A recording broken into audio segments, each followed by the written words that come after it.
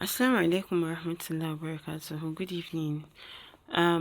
Before we go into looking at tactics, strategies, and the actual work to do, the major reason why a lot of businesses struggle to sell as much as they want is because of these things that we're going to be explaining. So, our foundational knowledge is first of all crafting an effective marketing strategy to increase sales. So, before you can craft an effective marketing strategy, what are the things you need to do? What are the things that have to be in place before we get started? So that is what we're going to be looking at today.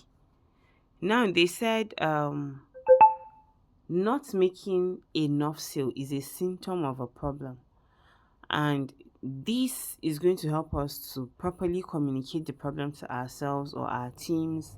And it is our ability to understand the problem very well that will now guide everything we do, from creating the contents we put out on our socials, creating the contents we use in running our advertising, creating our landing pages, creating our sales funnels, and every other material that we're going to put out in order to communicate the value we're bringing on board for our clients.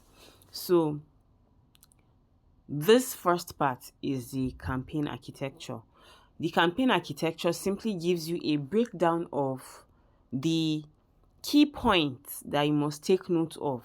Yeah, the key things, the valuable things you must understand in your business to enable you change the course of your business towards a more pleasant or pleasurable goal for the business, which is of course more market share, which translates to more revenue and then increased profits. So the first thing we're going to look at is, what is the business currently facing? Yeah. So right now, whatever your business is, there is one reason why you're looking for solutions. What is that reason? It is because you're not making adequate sale. Although you know you are in an industry that is a very lucrative one, you are in an industry that has a global, a very huge number globally, like $1 trillion industry. But what you're able to capture of that market share is almost insignificant compared to what you should be able to if you could tap into more markets, or if you could gain access to more people who need your product. So you have to articulate, okay, right now, this is where my business is. What is the problem? We would say it is that we are not able to acquire as many customers as we want to be as profitable as we want every month, right? That is our business problem. So, what is our position, which is the second key point? So, what position do you want to occupy in the in the in your ideal customer's mind? I made a mistake there. So, when your ideal customer has a problem that your product is a solution for, and they think of your product, what's the first thing that you want to come to their mind?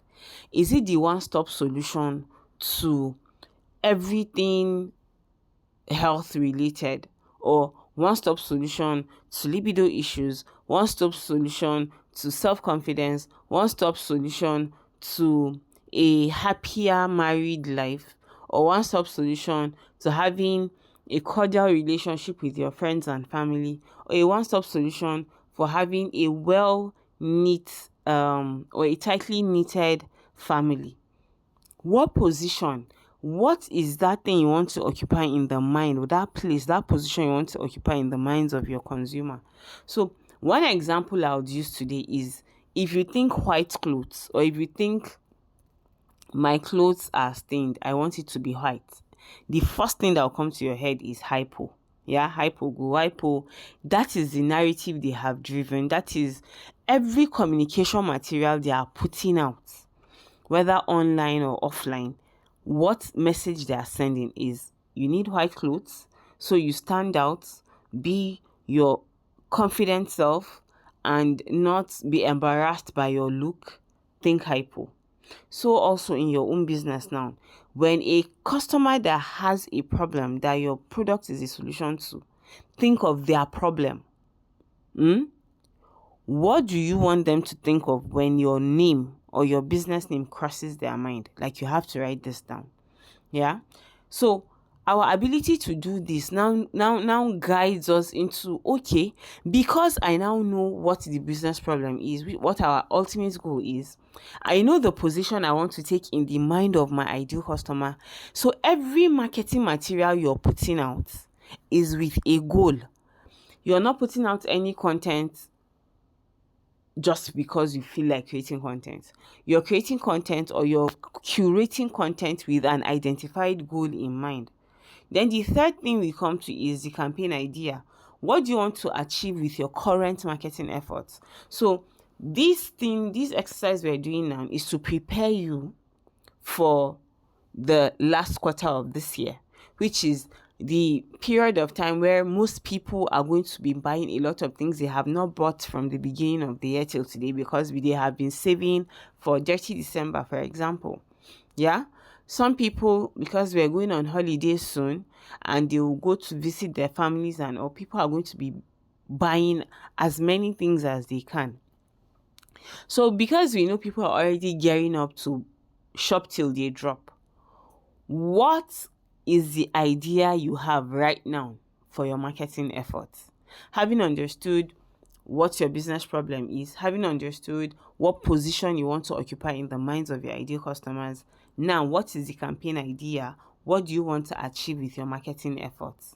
Remember, we said marketing is all the activities that you do, yeah, to take a complete stranger from knowing you today to now saying, I am ready to buy whatever it is this person is selling within a stipulated period of time. So marketing are the activities you do to keep your brand or your business or your product top of mind in the consumer's head. So we have stated the business problem. We have stated the position we want our brand to be in the heads of the consumer. We have identified what the campaign idea is. So we have identified the goal we want to achieve with our marketing efforts. So the next thing you now need to look at is, what is a barrier that stands between the goal I want to achieve with my marketing and my ideal customer adopting or accepting my communication message, engaging with it, and then coming a step closer to buying what it is I want to sell to them? What is the first barrier? You're going to identify it. And here I'm going to give you examples. Number one, if I am saying, in my positioning statement, I am saying I am the best and the most effective healthcare or health remedy or cancer remedy for adults, what is one barrier that stands between a customer believing that this positioning that we have taken is one that is true? What is a barrier? Number one, it could be that he has not seen anybody talking about your product.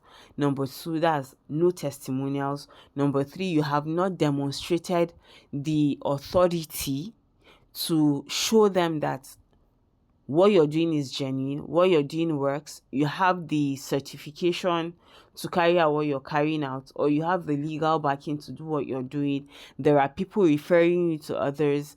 There is a case they have seen and they can verify of somebody who had a problem, and then who, after using your solution, they were able to solve that problem forever, for example. Yeah. So if the barrier is they do not believe the promises you have made, that is barrier number one. Barrier number two is you don't know how to communicate the effectiveness of your products to them. So if you don't know how to communicate the effectiveness of your products to them, or if for real, what you claim about your product is as you say, you write that down. That's another barrier. Then let's say the third barrier is the products are relatively expensive and bulk of Nigerians are undergoing serious hardship as a result of all the current policies and the inflation and what have you. So these are clear barriers that stand between somebody who needs your product and the promise you have made that your product can deliver. I hope I am making sense. So you can see that even before we now start thinking of, oh, I don't know what to post, oh, my ads are not working, oh, whatever, you have clarity of these things. So because you have clarity of all of these items you have itemized, guess what? You now know that, okay, if the age range I am targeting are ages between 18 and maybe 30, they fall within those they call Gen Z, for example. So if they fall within the Gen Z range, what are the best ways I can communicate with a Gen Z in this day I find myself that will make them pay attention to what I'm saying? Are we together? So this is what this helps you to do. I understand the barrier, I understand the ideal customer, and then I now have to bridge that gap between the customer and where I am or where my product is. So after we have stated the campaign idea, now we identify the barriers. So we have identified all the barriers or a few of the barriers.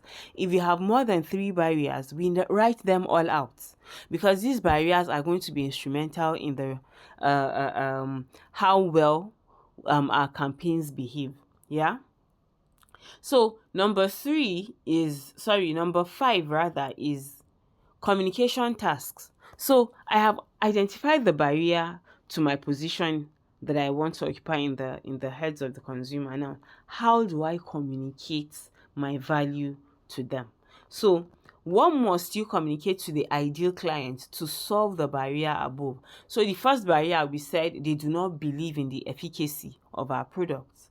So what must I communicate to that customer to show them that my product is as effective as I claim? So number 1, I must have video testimonial of people who have used my product, before they used my product, after they used my product. That's if the product or this problem they're having is a problem that is a physical problem that people can see. An example of this one is somebody, maybe you're into fashion, yeah, and you're helping women upgrade their wardrobes. Somebody used to dress shabbily, maybe she just uses an abaya and just uses a turban, but now you have released a collection of modest dresses with veil that are thick, that gives her the elegant look, still makes her modest enough to go out into people, and is still stylish. Yeah. So what must you do to communicate this? So you can use video content. So this is where you now say, okay, the format I should use video format. It will communicate to them, because seeing, they say, is believing. So I can use written testimonials, I can create written content, I can take pictures of my products, and a host of other things. So these are ways you can communicate the efficacy of your product. So that is the response to the first barrier. How efficient is what you're selling? Then the second one is, what was the second barrier we identified? We said the second barrier was that I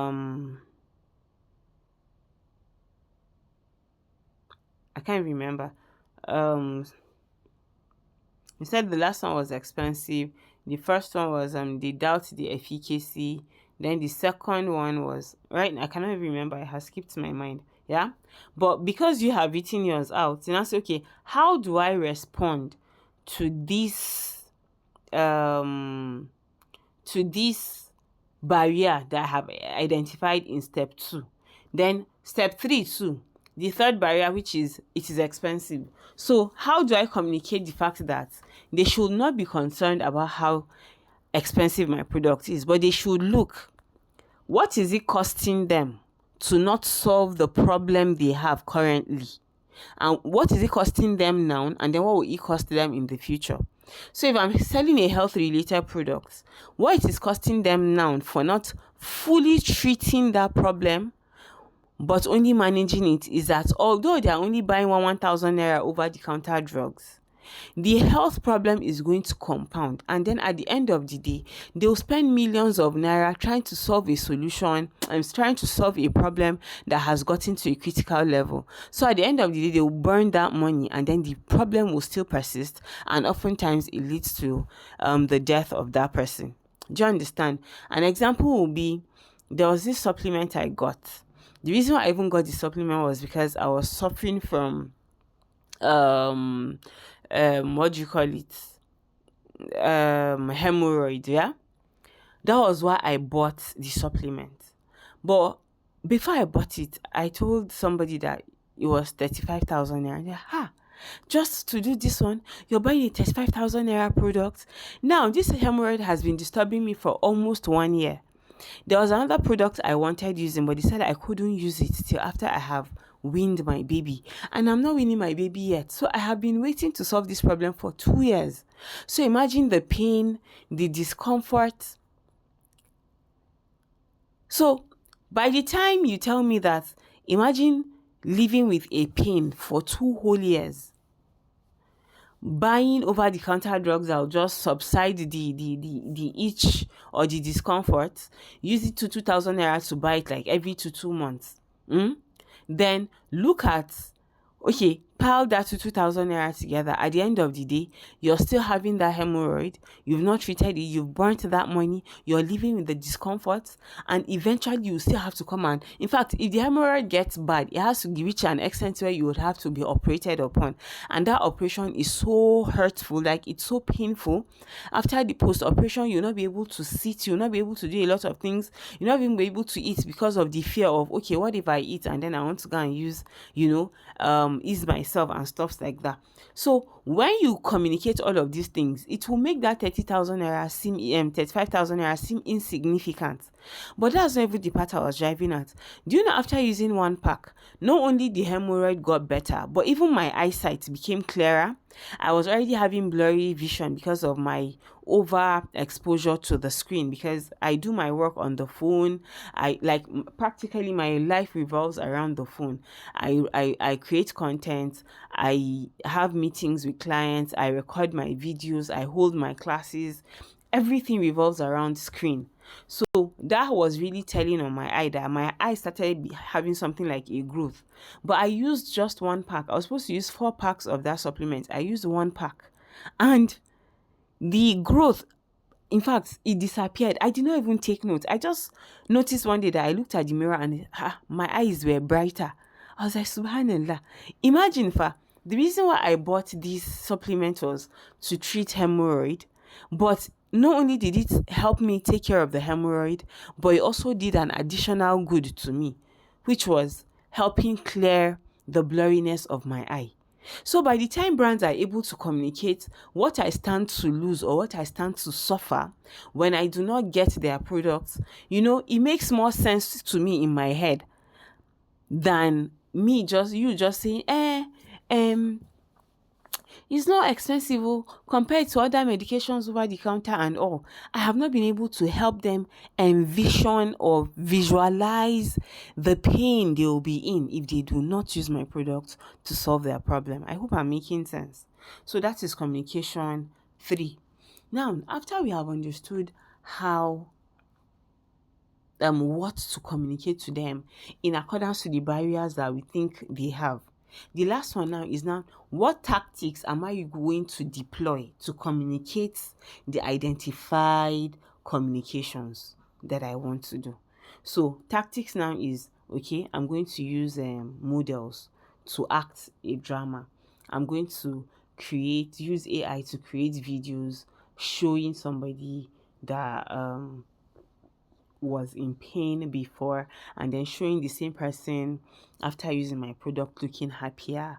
I'm going to show the models showing a woman who is like displeased at her husband. Whenever he comes back, she just packs her face, and then after her using my products, she smiles at the husband when he comes back. So these are tactics of communication. Yeah. So okay, sorry, the phone has gone to sleep. Let me wake it up. It's supposed to sleep by 9:30. I hope I'm making sense. So now that I am hoping that we have understood this part, I now want you to work on this and submit it to me tomorrow before our next session, because the next session is going to build up on this one. So where you are not sure, if it requires you to call your customers and ask them, or call somebody that has reached out to you and said they were interested in your product but did not buy, call them to find out what are the barriers that are currently holding them back from buying your products. I hope this is clear, and I'll be expecting your response tomorrow, inshallah. So take care, and we'll meet tomorrow.